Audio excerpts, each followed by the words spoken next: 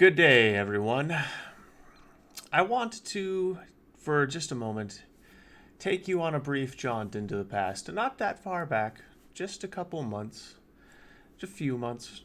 I always forget a couple is two. I use couple and few interchangeably. One of the quirks of my language center in my brain, sorry. But regardless, tangents aside, I want to take you back to a video that shocked the world when it came out. It clued people in to just how bad it can get.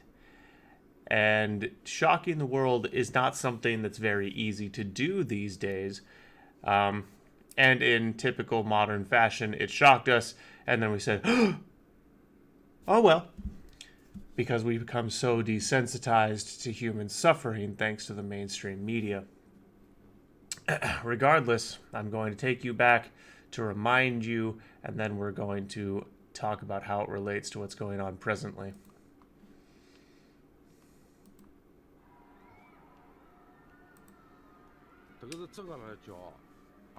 If you recall,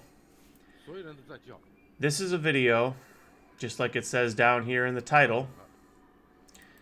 This is a video of people locked down in China screaming. Just screaming. Pure frustration, mental anguish, loneliness, depression. An entire city of people losing their minds collectively. I want you to listen to it for a moment.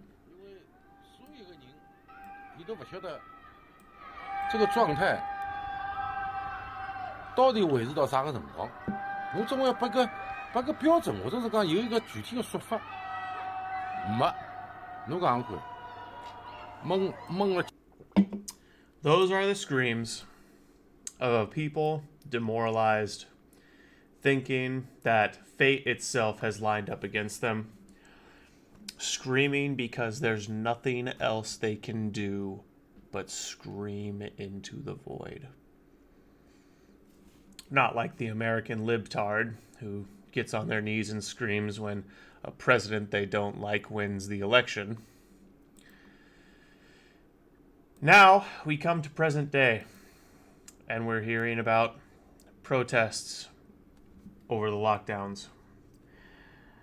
And we're going to watch this news clip together. I haven't watched it yet. And we're just going to talk a little bit about how these two things are profoundly interconnected, obviously, but I think it merits some additional food for thought. I think what my team and I have witnessed in just the last couple of hours here in Shanghai is really utterly extraordinary for China. We're just going to take you a bit closer to see the kind of groups that have gathered here. Beyond where we are, just a couple of roads back, last night were these first flashpoints of protests in Shanghai. People gathered, people were chanting things that have almost never really... Notice the cities are the same between the two clips. It's really hard to express just how unusual this is. And so what's happened tonight is that people have gathered where the protest was last night, and gradually they have been pushed back by the police. We were in the middle of the crowd just a bit earlier, talking to people, filming them holding up these white pieces of paper, which has become a symbol of these protests. I think we can show you a few of those just here now as well. They were talking, they were crying out, free people, and then the police came and they barged right in through the crowds and they moved people back. Some people were definitely arrested, we saw. It's very difficult to say how many, but were pushed back and back. And now we have this sort of peaceful gathering of people up until the cordon, sort of where police have moved people back to. It's really, really hard to overemphasize just how incredibly unusual scenes like this are in mainland China. And it's particularly unusual because it's happening not just here in Shanghai, but it's happening in a number of cities across China. There have been protests in the city of Wuhan. There have been protests on university campuses in the cities of Nanjing and in Beijing as well. And there is a sense that this simmering weariness and frustration at the COVID-19 measures is really beginning to bubble over. And the catalyst was this big fire that happened in the city of Urumqi. It's many thousands of miles away from here in the west of the country. 10 people lost their lives in that fire. And there's feelings and fears and allegations that the reason those people died is because firefighters weren't able to get there quickly enough and the people weren't able to leave because of the lockdown measures. We're trying not to draw too much attention to ourselves here. Which is, of course, at least partially true.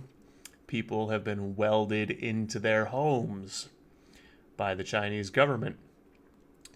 This is why we need the Second Amendment, folks. It's not necessarily all that safe, so we have to be a bit careful, but really extraordinary scenes here in China. So, notice the cities were the same. And of course, there's protests happening all over China. But something else that bears mentioning too, I can't take credit for this, I saw this on a thread on Twitter, but it's a very astute point, that this is also going on right when the World Cups are being televised. People turn on their television, they've been fed this lie that the Western governments have done worse about COVID and that the CCP is doing this all for your protection. And then they turn on their television and they see the World Cup. People congregating, gathering, celebrating. They're maskless. They're not locked down. They're happy. This is a window into what is coming in the West. And I really do hate to say that because I love my country. I love America. But if you think for a second that people like Nancy Pelosi, Hillary Clinton, Joe Biden don't want this to be the West, you're crazy. And the one sliver of hope I have in all of this is that even in China, where the people have been subjugated and demoralized and disarmed, emphasis on disarmed, because it never would have gotten this far if they hadn't been,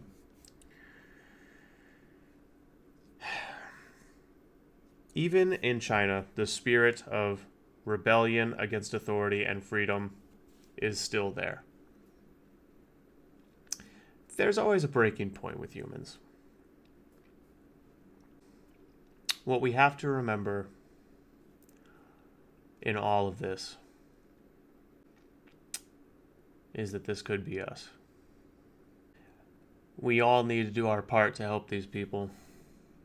If your government sends money to the CCP, if your country buys things from China, you should be urging your representatives to stop.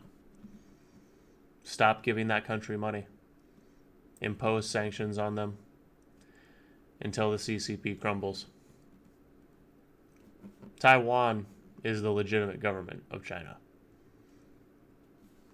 And the fact that this kind of stuff has been going on more or less, in greater or smaller numbers for the past 30, 40, 50 years since Mao, and no one has done anything to help this country. It's appalling what humans allow to go on in the house next door, so to speak.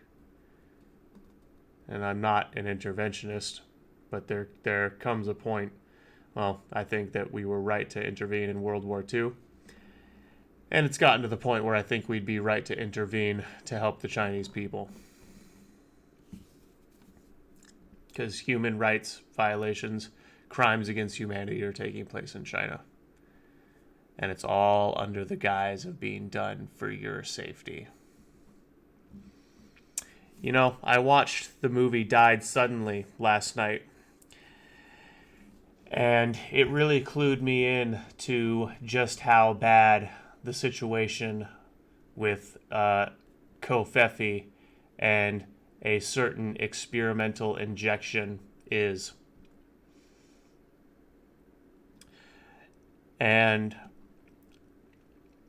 this and the war in Ukraine and the subject of Died Suddenly, all of it feels like we're moving into a new age. We're moving into bold, uncharted territory. And humanity is at a turning point where we have to decide what our future looks like.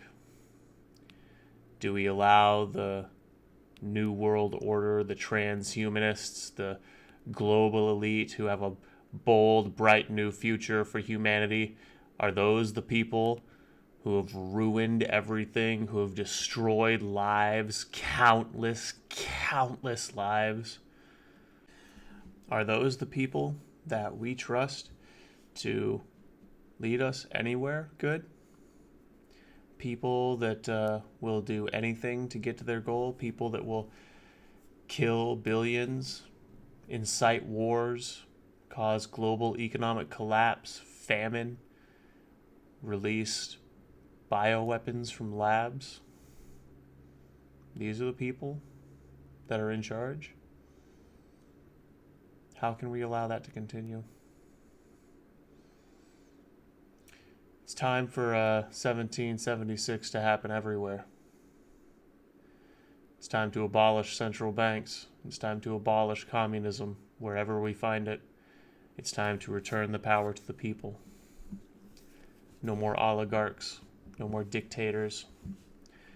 No more puppet masters behind the strings. It's time to return the power to the people. Stuff like what's going on in China needs to happen everywhere. Until the central banks are no longer dictating currency. Until governments are no longer beholden to secret elite cabals. Until votes actually count again. Because until that's what happens, things are just going to keep getting worse. I'm going to leave it there. I'll see you all in the next one. Thanks for being here. Welcome to the adventure.